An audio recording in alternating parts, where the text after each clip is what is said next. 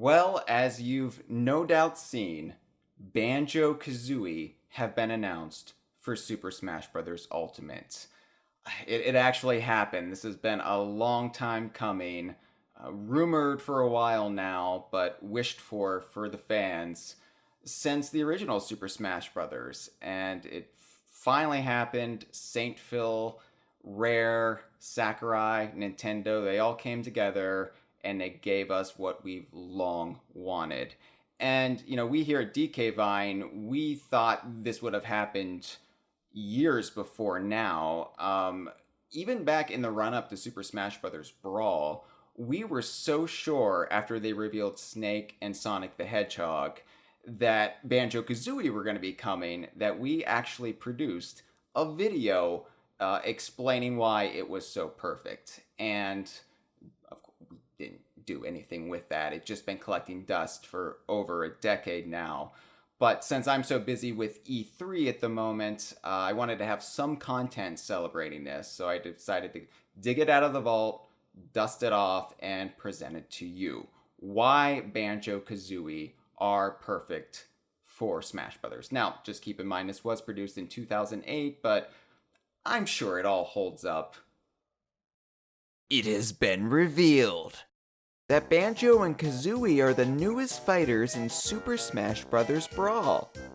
This has been a long time coming, as they've been rumored for the series since Super Smash Bros. Melee. Can you believe it's already been over 6 years? And they would have made it in the game too, had Sakurai just read his August 6, 2001 briefing.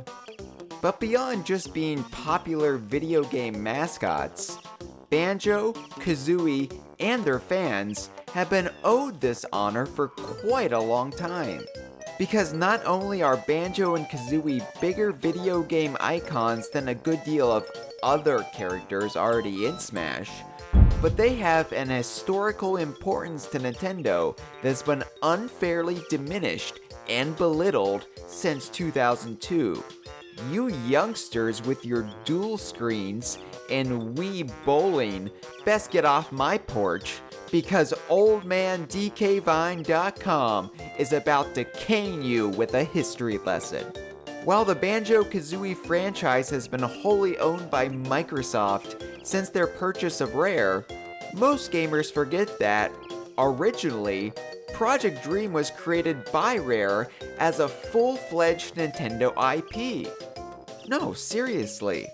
Banjo was one of only 3 Diddy Kong Racing characters to not be owned by Rare at the time. It was Conker that was initially created to be Rare's first self-published game, while Banjo-Kazooie was made by the original Donkey Kong Country team, continuing their patriotic service to Nintendo. Let the Bree soar like she's never soared before. You see, for a brief window of time, Banjo and Kazooie were right up there with Mario, Donkey Kong, Link, and Pikachu as the icons of late 1990s Nintendo. And while the 2002 Microsoft buyout ended that immediate connection, it should have never erased that history. Because as we've been pointing out since day one of our site, Banjo-Kazooie is technically a spin-off series from Donkey Kong.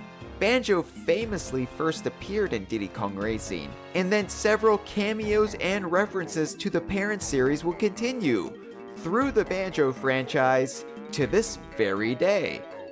These include a Naughty and Click Clock Wood, Conga the Gorilla having a very familiar carburetor grunt, Bottle's daughter Goggles constantly clutching her DK toy, Espresso the Ostrich with a cameo in the post-buyout THQ published GBA game Banjo Pilot, a multitude of callbacks to Diddy Kong Racing itself, and the possibility that Donkey Kong 64 was originally going to interact with Stop and Swap. But not only are Banjo and Kazooie honorary Donkey Kong characters, due to their moveset, they're uniquely suited for a fighting game, As they were created for the then still young 3D platforming genre, Sakurai and company don't have to invent any fighting moves for these two.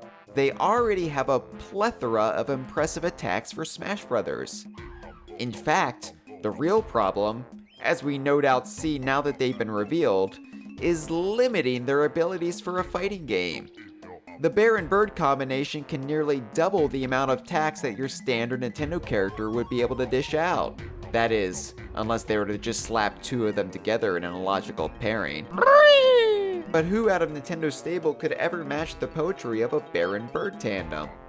The duck hunt hunting dog and one of the waterfowl? They're mortal enemies. Like Barack Obama and Hillary Clinton. Or Batman fans and Heath Ledger. Number sign, not my Joker. Wait, what? Why number sign? So yes, Banjo and Kazooie absolutely deserve to be part of an all-star tribute to Nintendo's legacy. Not only are they video game icons, not only are they part of the Donkey Kong universe, but they're part of the Nintendo family. And while 3D platformers will probably never again have a resurgence, with even Banjo and Kazooie abandoning the genre, I'd argue that the characters themselves are timeless.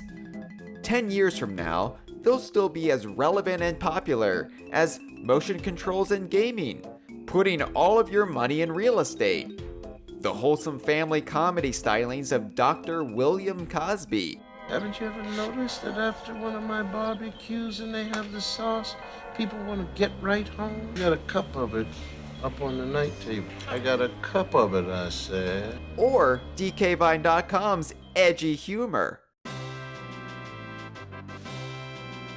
Thank you, Rare. Thank you, Nintendo. Thank you, Microsoft. Thank you, Sakurai. It's been a rough few years. Now that you've allowed Banjo and Kazooie to be in Smash Bros., we can finally begin the healing needed after the Iraq War, Hurricane Katrina, and the 2001 collapse of the XFL.